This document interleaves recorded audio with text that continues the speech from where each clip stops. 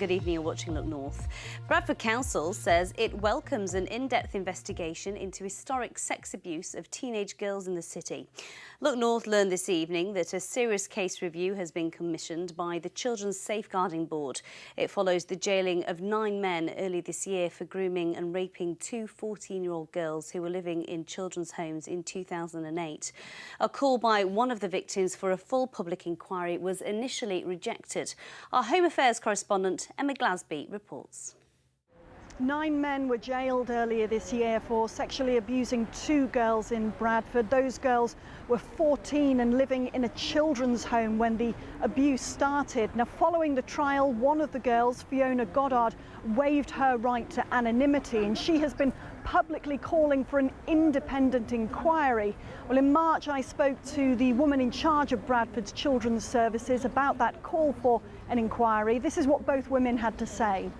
I lived in a care home and I know that most of the girls in the care home, barring about 3, were all getting sexually exploited as well.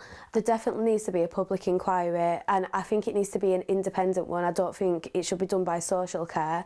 I think it needs to be an independent person. I'm not seeing evidence that there is a wide-scale, large issue specific to Bradford.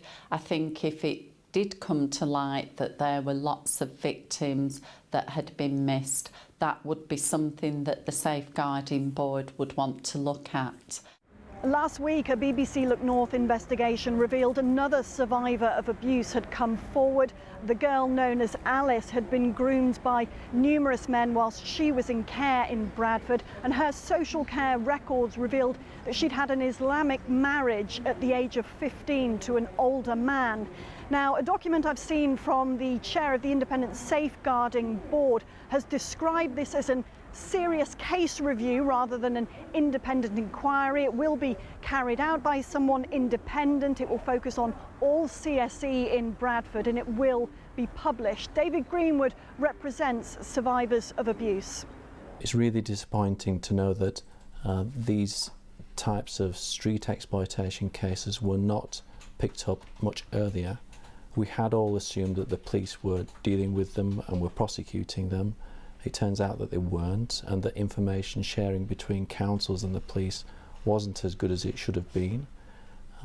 So, yeah, we can't put the past right, but we can learn from the past, and I hope that this review will be the start of it. In a statement tonight, Bradford Council has said that serious case reviews are commissioned by the Safeguarding Board, which is independent, and it is therefore inappropriate for the council to comment.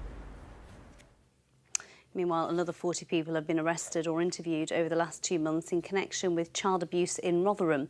The investigation of 38 men and 2 women is part of Operation Stovewood, which is looking at child sexual exploitation in the town. It follows allegations made by 13 victims about sexual abuse between 1997 and 2015.